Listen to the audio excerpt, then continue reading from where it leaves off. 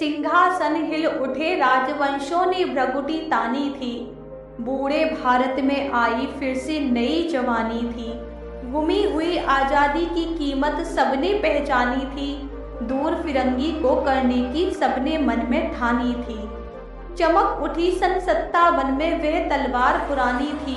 बुंदे लोहर बोलों के मुँह हमने सुनी कहानी थी। खूब लड़ी मर्दानी वह तो झांसी वाली रानी थी। दोस्तों, कवयित्री सुभद्रा कुमारी चौहान की कविता की ये लाइनें सुनते ही देश के हर आदमी के जहन में वीरांगना रानी लक्ष्मीबाई की यादें तरोताजा हो जाती हैं।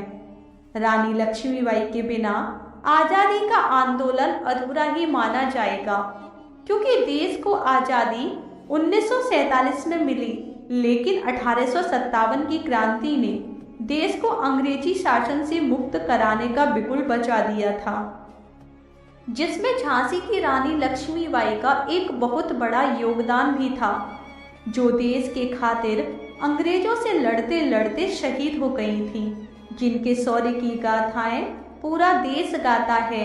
आज हम आपको वीरांगना रानी लक्ष्मीबाई के इतिहास के बारे में बताने जा रहे हैं। चलिए दोस्तों, शुरू करते हैं रानी लक्ष्मीबाई की वीर गाथा की कहानियों के बारे में। लक्ष्मीबाई का जन्म वाराणसी के एक पुरोहित के घर में हुआ था। उनके पिता का नाम बलवंत राव था, जबकि माता का नाम भागीरथी बाई। जन्म के बाद रानी लक्ष्मीबाई का नाम मणिकर्णिका रखा गया था, जबकि प्यार से सब उन्हें मनु कहकर बुलाते थे। वह बचपन से ही बहुत बहादुर थी। मराठा ब्राह्मण से आने वाली मणिकर्णिका बचपन से ही शास्त्रों और शस्त्र ज्ञान की धनी थी। इनके पिता मोरोपंत मराठा बाजीराव द्वितीय की सेवा करते थे और माँ भागीरथी बाई बहुत ही बुद्धिमान और संस्कृत की जानने वाली थी। लेकिन मणिकर्णिका के जन्म के बाद 4 साल ही उन्हें माँ का प्यार मिल पाया और 1832 में उनकी मृत्यु हो गई। रानी लक्ष्मीबाई बचपन से ही साहसी और निडर स्वभाव की थी और उन्हें शास्त्र और शस्त्र का अच्छा खासा ज्ञान प्राप्त था। सन 1850 में उनका विवाह झांसी के राजा गंगाधर राव नेवलकर से हुआ था, जहां विवाह के बाद वे झांसी की महारानी बन गई और उन्हें लक्ष्मीबाई के नाम से पहचाना जाने लगा। 1851 में उनको एक पुत्र रत्न की प्राप्ति हुई, लेकिन पुत्र के जन्म के 4 माह बाद ही उनकी बेटी का निधन हो गया, जिससे सारी झांसी शोक में डूब गई।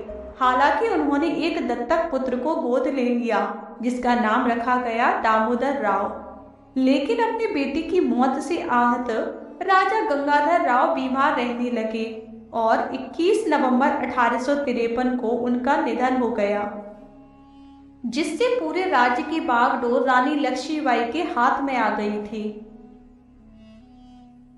दोस्तों, राजा गंगाधर राव की मौत के बाद अंग्रेजों ने सोचा कि अब झांसी में राजा नहीं है।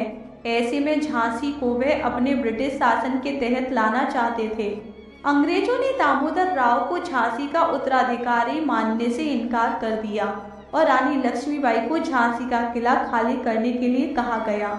जैसे ही रानी को यह हुक्म सुनाया गया तो उन्होंने अंग्रेजों को ललकारते हुए उनके फरमान को मानने से इनकार कर दिया। रानी ने अंग्रेजों के खिलाफ बगावत शुरू कर दी। रानी लक्ष्मीबाई ने अंग्रेजों से कहा कि वह मरते दम तक अपनी झांसी किसी को नहीं देंगी।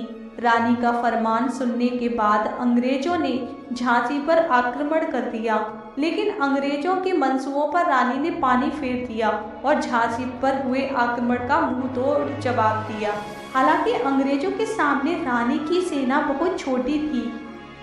दोस्तों, सन 1857 तक झांसी दुश्मनों से घिर चुकी थी, लेकिन रानी ने झांसी को बचाने का जिम्मा अपने ऊपर उठा लिया था।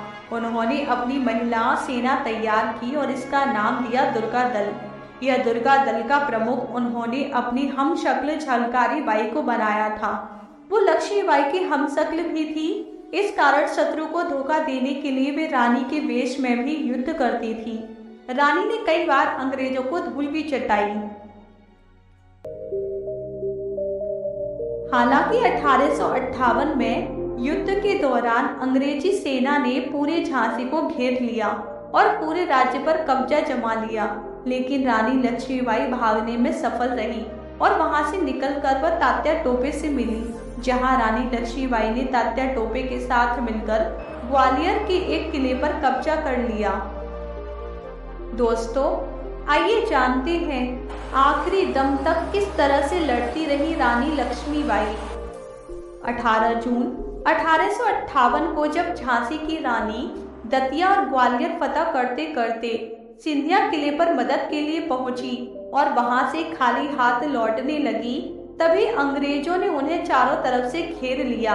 अपनी तलवार से गोरों की गर्दन कलम करते करते उन्हें घोड़े से नीचे उतार दिया गया। उसी समय एक अंग्रेज सैनिक ने उन पर भाले से हमला कर दिया, जिससे वह बुरी तरह से घायल हो गए और उनका घोड़ा भी घायल हो चुका था।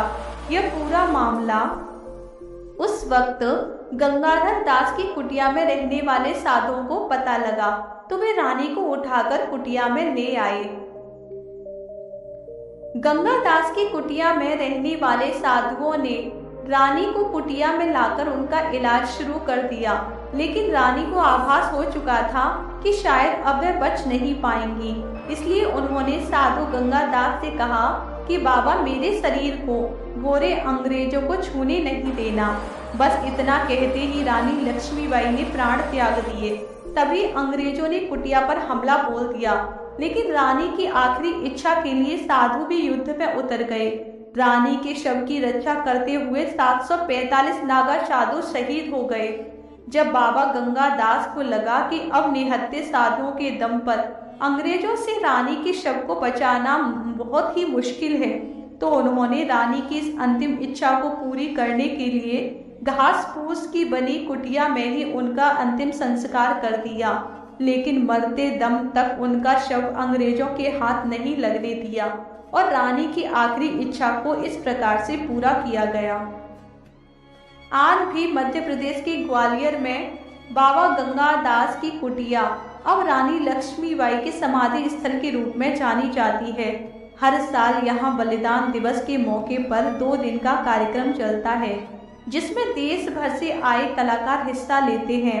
2 दिनों तक चलने वाले इस कार्यक्रम में रानी लक्ष्मीबाई के अलावा 1857-58 की क्रांति और उसमें शहीद हुए लोगों की प्रदर्शनियां लगाई जाती हैं, जहां आज भी भारत की वीरांगना रानी लक्ष्मीबाई को याद किया जाता है। दोस्तों, ये वीडियो आपको कैसी लगी प्लीज़ कमेंट करके हमें ज़रूर बताएं। हमारी वीडियो को पूरा देखने के लिए आपका तहे दिल से शुक्रिया। मिलते हैं हम आपसे अगली वीडियो में, तब तक के लिए धन्यवाद।